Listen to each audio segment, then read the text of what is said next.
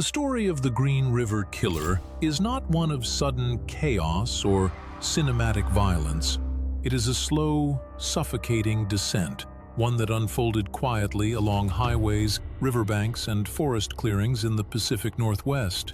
For nearly 2 decades, women vanished from Seattle and Tacoma, their disappearances dismissed too often as the consequences of dangerous lives. Behind it all stood Gary Ridgway, an unremarkable man whose ordinariness became his greatest weapon. He was not a shadowy stranger or a drifter passing through town. Ridgway went to work every morning, paid his bills, attended church, and raised a son. To neighbors and co-workers, he appeared simple, even dull. A working-class man, painting trucks at a factory in Renton, Washington. But beneath that mask lived a predator. One who would become one of the most prolific serial killers in American history. And count 1 for the death of Wendy Lee Caulfield. Guilty.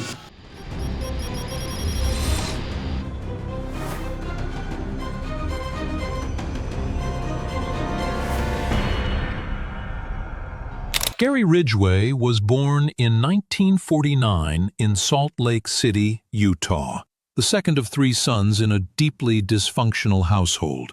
His mother, Mary Ridgway, ruled the home with harsh discipline and rigid control. She believed punishment built character, but her methods crossed into cruelty. One recurring humiliation shaped Gary's early psyche. Each incident was met not with comfort, but with punishment. His mother would force him into the shower, scrubbing him harshly, while verbally tearing him down. Years later, Ridgway would confess that these moments fused shame, rage, and deeply confused feelings, emotions that never untangled. He described fantasizing about killing his mother, even as he felt drawn to her. The contradictions embedded themselves deep. His father, Thomas, worked as a bus driver and often complained bitterly about sex workers along his route. During a brief stint working in a mortuary, Thomas told his sons disturbing stories about a co-worker who abused corpses. These accounts were shared casually, without awareness of how they landed on a boy already struggling to understand boundaries, sexuality, and violence. Gary Ridgway was not bright in the traditional sense. He struggled with dyslexia, repeated grades, and tested in the low 80s for IQ. He was socially awkward, often bullied and withdrawn. At 16, those internal pressures erupted outward. He lured a 6-year-old boy into the woods and stabbed him through the ribs. The child survived. Ridgway laughed as he walked away. No one connected that attack to what would come next. After high school, Ridgway married his teenage girlfriend. The marriage lasted 1 year. Then he joined the U.S. Navy and was deployed to Vietnam, where he served on a supply ship. During his service, he frequently visited prostitutes, a habit that continued even after contracting gonorrhea. When he returned to Washington, he settled into a stable routine. He found long-term work as a spray painter at the Kenworth motor truck plant, a job he would keep for more than 30 years. He remarried, had a son, and attended church with a zeal that bordered on obsession. Co-workers remembered him reading the Bible aloud during breaks, knocking on doors to preach, and crying openly during sermons. Behind closed doors, the cracks showed. His second wife described relentless sexual demands, public encounters, and violent outbursts. During one argument, he placed her in a chokehold. Still, to the outside world, Ridgway appeared to be a devoted father, coaching soccer, taking his son camping, and smiling for photographs. That contrast, the gentle father and the violent husband, would define the deception that allowed him to kill undetected. In the early 1980s, women began disappearing along a stretch of Pacific Highway South near Seattle-Tacoma International Airport. The area, known as the Sea-Tac Strip, was lined with cheap motels, drug houses, and street-level prostitution. It was here that Ridgway hunted. He chose victims who were unlikely to be reported missing quickly.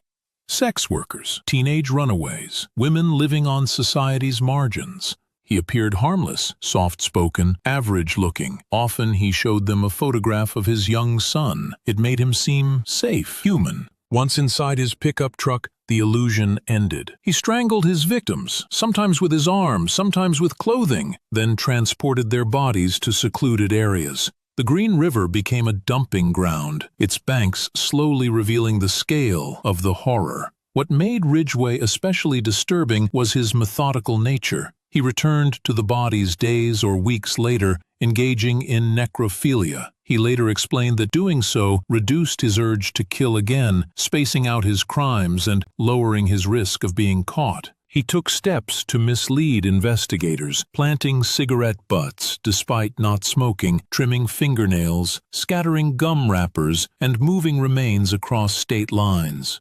Each decision was calculated.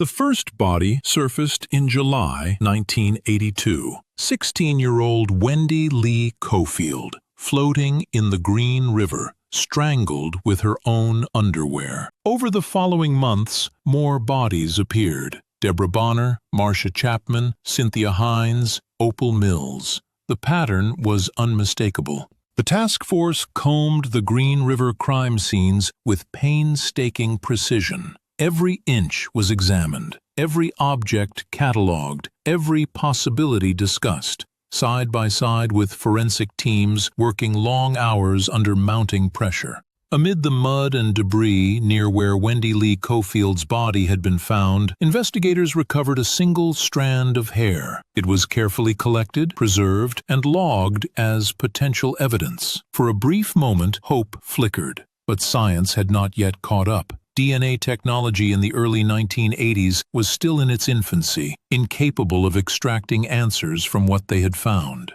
Once again, the task force hit a wall, and hope gave way to frustration. By August, King County formed the Green River Task Force. Dozens of detectives worked around the clock, under intense public pressure. The media demanded answers. Families demanded justice. But evidence was scarce, and the suspect pool was enormous. Ridgway surfaced early. In 1983, a witness reported seeing a green pickup truck near the disappearance of Marie Malvar. It belonged to Ridgway. Police questioned him. He admitted to soliciting sex workers but denied knowing Malvar. During the interview, he stood against a fence to hide fresh scratches on his arms, injuries Malvar had inflicted while fighting for her life. Afterward, he burned the wounds with battery acid. Detectives brought Ridgway in for a polygraph test. There was no fear on his face, no nervous twitch, no hesitation. He answered calmly, steadily. Against all expectations, he passed the polygraph test with ease. Without physical evidence, detectives were forced to let him go. In 1987, detectives quietly collected hair and saliva samples from Ridgway during a search of his home. There was no technology capable of using them yet. The samples were boxed, labeled, and stored. Years and years passed. The case went cold, but science moved forward. In 2001, forensic DNA testing reached a turning point. New techniques allowed scientists to analyze tiny biological samples preserved decades earlier. Investigators reopened the evidence. Semen recovered from multiple victims was tested and compared to Ridgway's saliva sample from 1987. The match was undeniable. Another detail sealed it. Microscopic spheres of industrial paint found on victims' clothing. Analysis identified the paint as Imron, a specialized coating used at the Kenworth truck plant, Ridgway's workplace. On November 30, 2001, police arrested Gary Ridgway as he left work. He did not resist.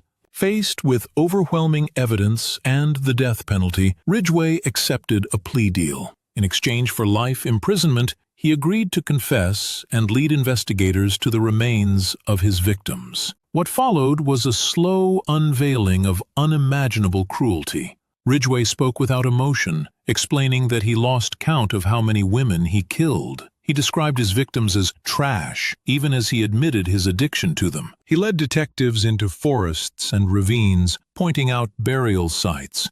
Some remains were recovered more than 20 years after the murders. Families who had waited decades finally received answers, if not peace. In court, relatives addressed him. Many spoke through tears and rage. Ridgway cried, In December 2003, Gary Ridgway was sentenced to 48 consecutive life terms without the possibility of parole. Years later, a 49th victim was identified and added to the count. Even now, advances in forensic genealogy continue to give names to women once known only as Jane Does. There was no sense of triumph, only exhaustion. The Green River Killer case laid bare uncomfortable truths. How easily society overlooks the vulnerable, how evil can blend into routine, and how justice sometimes arrives only through time, patience, and preserved evidence. Ridgway remains in prison, aging, ordinary, and finally powerless. The women he killed are too often reduced to numbers, but the Green River still flows, carrying the weight of what happened along its banks. Justice came, but it came cold.